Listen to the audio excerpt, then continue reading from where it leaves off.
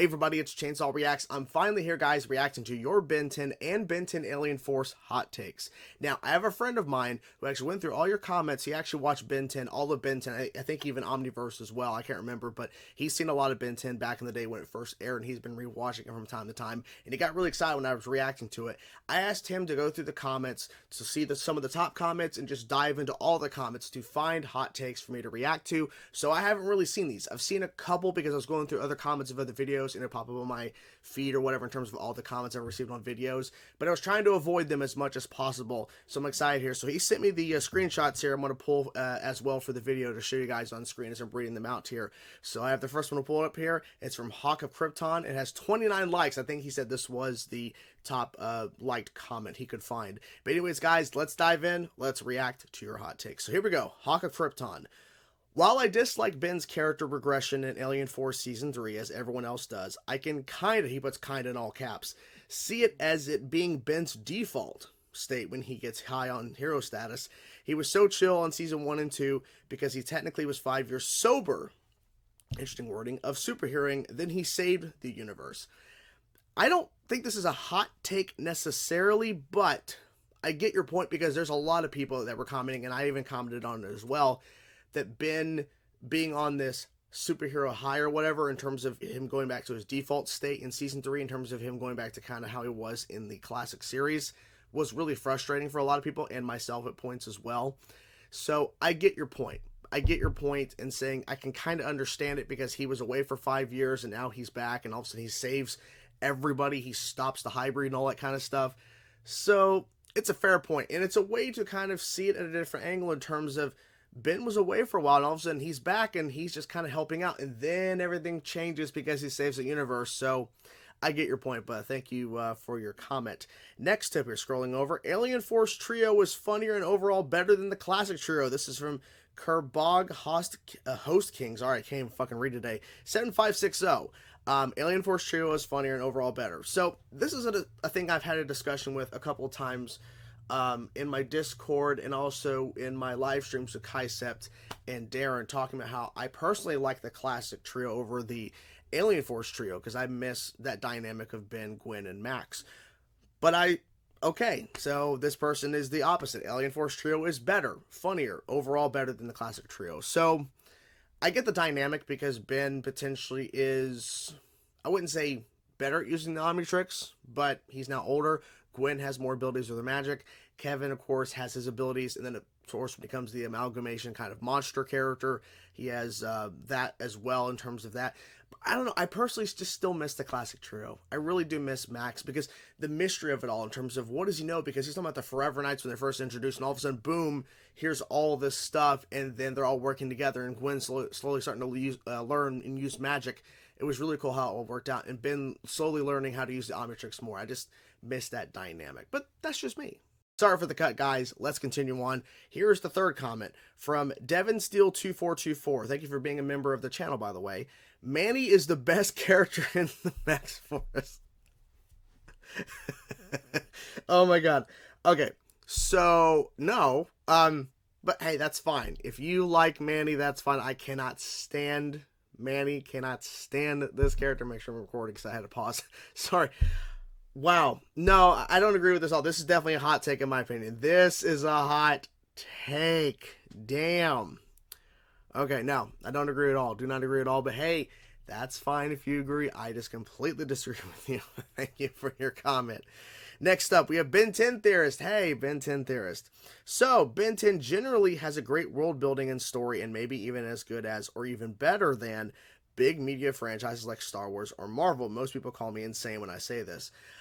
I wouldn't say it's a hot take, but I would say it is a pretty interesting take for sure, because when you think about it, Marvel and, well, not Star Wars, because Star Wars started off as an original concept, well, inspired by, you know, whatever, but George Lucas made that trilogy. Marvel, all the stuff they've done with Marvel has been based off the comics. Ben 10, kind of like Star Wars at the beginning, was inspired by other things, but it was an original thing that came out on TV. And now I'm into Ultimate Alien, early on in Ultimate Alien. Whoa, dog's going crazy in there. But yes, it definitely is an interesting... Oh my god, the dogs are going crazy. Sorry for the cut again, guys. The dogs are going crazy. I'm trying to get this video filmed. Jesus. Anyways, so what I'm trying to say is that I get your point because Ben 10 was, starting out as an original concept and now it's done its world building. And the point I was getting to is Ultimate Alien. So I've seen a good variety of it so far, but there's still much more to go. But they've done a great job of world building. So I see your point because, it could be seen as good as some of this stuff because on top of the fact that they've done a lot of variety of characters and world building and stuff, it's all original. They're all expanding upon what has already been established from the classic series, not from something from comics that was made, decades ago, like Marvel. So that's a fair point. Not a hot take, but an interesting one nonetheless. Let's continue on here. Hopefully we can actually get through more here before I have to pause again. Jesus Christ. CB Productions 362. My hot take is that Season 1 and Season 2 of Alien Force is better than all of Classic. Ooh, okay. The writing and dialogue is a lot more mature and interesting, had a great story arc, and had better characters. Wow. To me, that's a hot take. To me. Now, I will say Alien Force Season 1 and 2 are phenomenal. They're great. And maybe that's just the kind of like, I wouldn't say the word nostalgic because I just watched Classic a little while ago. It wasn't like I watched Classic when I was little and then I revisited and then watched Alien Force for the first time. But that first series, Classic, was so special to me because it brought me into this world. To say that Alien Force Season 1 and 2 are like overall better, but I get your point. Because if you're somebody who watched the classic series and then watched Alien Force and saw the change, because it definitely gets more mature, they definitely have more overarching narratives. Because there's some overarching narratives in classic, but not to the level of what they were doing in Season 1 and Season 2 of Alien Force, because the hybrid stuff, they never did that in classic. Besides Vilgax, who continuously kept coming back and whatever, and maybe something else here or there in terms of like Dr. Animo, but it wasn't like to the hybrid level they were doing. So if you're more in tune with like that overarching long narrative that they were doing in Season 1 and 2 of Alien Force, I get your point. But to me, it's a hot take because I don't consider it so much better than classic that it's like miles ahead, like whatever. It's like, it's all really good, and I compare some classic stuff to the same level as Alien Force stuff. And there's some classic stuff better than Alien Force, some stuff Alien Force better than classic, but I don't consider this. I don't agree with this part. But hey, if that's how you feel, awesome. That's great. But to me, yeah, that's a hot take. Let's continue on here. We're going so far, the dogs. AMIRSY, interesting name. Both Race Against Time and Alien Swarm are not bad movies. Ooh. They could have been a lot better, for sure, but for what they are, it's really not as bad as some people point them out to be. This is a hot take, especially for a Race Against Time. Alien Swarm is definitely better. It isn't that much better, but Race Against Time is... No, I don't like thinking about that movie. And it's kind of weird that I'm playing Spider-Man 2 now, and Harry Osborn is... like him, that's the kid. He's now grown up. He's no longer Ben 10. He's now Harry Osborn. And Yuri Lowenthal, of course, is voicing Peter Parker, Spider-Man, next to him. So it's weird. There's two Ben 10s in the game. But regardless, no, Race Against Time is a bad movie. It is a bad movie, not just because of what they're trying to do with, trying to do their own live action interpretation of the classic series, but telling an original story, which it's the fact that the production was bad, the acting was bad, it just overall was a bad film. And what makes it even worse is the fact that it was an attempt at live action Ben 10.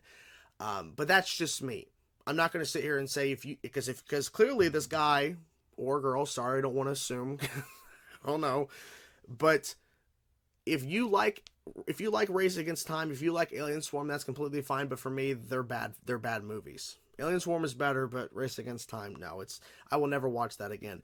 Maybe as like a drunk, like whatever view party or something at some point if we were ever to do something like that. But I don't plan on ever watching either film again. I'm fine. I don't need to watch them again. But thank you for your hot take. Appreciate it. Oh, this is a long one. Yuvraj Haldenkar. I'm not happy to pronounce that. Apologies for butchering that. This is a long one here, so here we go. Let's try to get through this. They should have ended Alien Force Season 2 with Gwen giving in to her Anodite side. I hope I'm pronouncing that right. And wiping the hybrid, because that was teased. That was teased that she was turning, like she was revealing her alien side. Then it ends with her in love with her powers flying off. That's the first part. I like that. I wouldn't say it's a hot take, but I like the fact that you're thinking of a what-if kind of direction. So I'm not sure why my friend put it in here, but I guess he wanted me to kind of react to this concept, because there's still more to go here. Season 3 should have basically been Ben, Kevin, and the others saving Gwen. Maybe find a way to integrate Vilgax and Charmcaster as unwilling allies when they are faced with a god tier Gwen destroying their homeworlds or just absorbing power in case of Charmcaster. They have the season 3 finale being Ben fully unlocking Alien X and fighting Gwen on equal ground. Oh my god! So, okay, this is throwing in a little bit of a curveball to this discussion here about hot takes or just giving different takes on things. This is giving a what if scenario for what season 3 could have been, because Gwen could have easily went and completely went to her alien side, and then the idea of like having Charmcaster in the mix, Vilgax, to where, and other potential characters that normally would not team up with Ben and Kevin, but they have to because Gwen is now completely absorbed in her powers and she's not thinking clearly, and now they have to face off against Gwen somehow trying to stop her and using Alien X. Because maybe the actual two entities that Ben has to basically talk to when he's Alien X, one voiced by Kevin Conroy, rest in peace, that they would actually agree to actually allow Ben to do what he needs to do to stop Gwen. Because maybe she's going to destroy the entire galaxy. Maybe it gets to the point where she gets so powerful that she needs to be stopped, and they actually would agree on something, because they never agree on stuff. That's the whole point of the Alien X not being useful. But thank you so much for your comment. It's not a hot take, but I'm glad this was thrown in here, because this is definitely interesting. It's definitely a really cool what if type situation for a full season. But yeah, that's pretty cool. Let's move on here. Demon Arshan. Original show lacks a proper long-term plot character death. I'm sure it's probably depth, or is it death? I should character like people didn't die, and emotional connection. I would say this is kind of a medium take, because I feel like there is a there is some, I wouldn't say proper long-term plots, but there definitely is narratives that are kind of built up over time in terms of the Forever Knights, Vilgax, and even though it's a short arc, the return of Ghost Freak, there is some of that there. But I think the charm, if you will, of the classic series is that, you know, they're kind of just traveling around and running into different scenarios and having to figure out a way to stop the entity, the villain, the alien, whatever. And I think it really worked for the show overall. But they did have some overarching stuff. I mean, it just wasn't long-term like Alien Force, which is traditional in a sense in terms of television, especially because here's the thing. Ben 10 thankfully was made at a time when you actually had story for your shows. Because nowadays, a lot of animated shows, not so much like streaming content, but stuff that's going on to like cable or whatever, a lot of animated shows for kids don't really have plot. They just have silly, funny characters, and there really isn't any real narrative reason to watch the show. Thankfully, Ben 10 and Alien Force and Ultimate Alien and Omniverse, it seems like all these shows were placed at a time where you actually had really fun and silly moments, but you also had narrative and plot and characters. And then, of course, Alien Force goes into more of the darker tone and more in-depth storytelling, but Classic still had it. But I get your point. I get your point, because it is definitely not like Alien Force and how the structure is set up, even though Season 3 did revert back to that, but that was because of the mandate from the Cartoon Network. But anyways, I get your point. Thank you for your comment. Thank you. Ricardo Tunnel, I don't know how to pronounce that, sorry, 5794. Loadstar is one of the best Alien Force aliens. I almost said villains, sorry. Loadstar is one of the best Alien Force aliens. That's a hot take, in my opinion. Now, I will say this. Loadstar is very useful. Loadstar is very useful in terms of the abilities, in terms of his magnetism, but I don't agree he's one of the best aliens. I will say he's really effective when he is needed, but when you think about the grand scheme of things in terms of Heat Blast, Big Chill, Humongousaur, and the list goes on and on and on, Loadstar to me is on that lower tier level. Like, he's definitely an interesting design, cool powers, but there's a reason why I didn't use him much. Now, Darren, who has been on my Ben 10 live streams for a bit, has commented that, you know, this is around that time when a lot of shows were being made to sell toys, and that Loadstar really didn't sell well. That's why Loadstar really wasn't used much, because he was introduced, of course, so late into Alien Force, but then he really wasn't used much because his toys didn't really sell, so they kept reverting back to certain aliens more so than using the ones that weren't really selling well toy-wise. But regardless even of that fact, I don't think Loadstar is one of the best Alien Force aliens, not in my opinion. So that is a hot take. Appreciate it. Let's continue on here. Next here, Muhammad Tali 8027. Hopefully I pronounced that correctly. If not, I apologize. So you're trying to tell me when Ben took the Omnitrix off for 5 years, nobody thought to get their hands on it or notice the Omnitrix was missing and everything just went back to normal? Nobody thought to even get nobody noticed. Okay. I consider this a hot take. I do. It's something I really didn't think about too much, but I have mentioned quite a bit. And we got the answer addressed in Alien Force at the ending. How did Ben take off the Omnitrix? How did it happen? Well, that was one of my questions and concerns, but I thought, okay, eventually we're going to learn, right? And we did. It's a voice command sequence. It came off. However, though, he didn't really start using that voice sequence until later on into Alien Force, but at the time when he finally decided to take off, or was it Gray Matter? Not Gray Matter. Sorry. What is his name? Not the Gray. Sorry, I said Gray Matter. What is his name? Azimuth. Did he go and take it off manually? Did he do a voice sequence to take it off originally for Ben when everything kind of calmed down? But now your comment is very valid. You're telling me that nobody thought to try to grab it. Nobody knows for 5 years it wasn't in use. That's a hot take because that's something that maybe should have been addressed. Even though they said that there was not really a lot going on, there definitely is still villains out there, people still being active, that would probably try to find a way to find out where's the Omnitrix not being used, what's going on, because it was talked about quite often, right? And like people knew about Ben 10, they heard about the Omnitrix, they heard about this person. So for 5 years, nothing? That's a fair point. At least to me, I think it's a fair point to be brought up. So thank you so much for the comment. We got a couple more left here. Niall Brooks 3492. Kevin joining the team didn't feel natural in Alien Force. Okay, here we go. He was literally trying to murder the Tennysons 5 years earlier, as well as just making their lives hell. But within a matter of weeks, years later, they're best friends. Sorry, guys. Sorry about that. It should have been a few episodes before Kevin officially joined the team. His crush on Gwen instantly didn't help either. I know she's pretty, but they were enemies years ago. I consider this a pretty good take. I don't know about a hot take, but some of you guys may consider this a hot take because you like the fact that Kevin joined immediately. I thought it was kind of odd at first, to be honest with you. But the fact that you make some very valid points.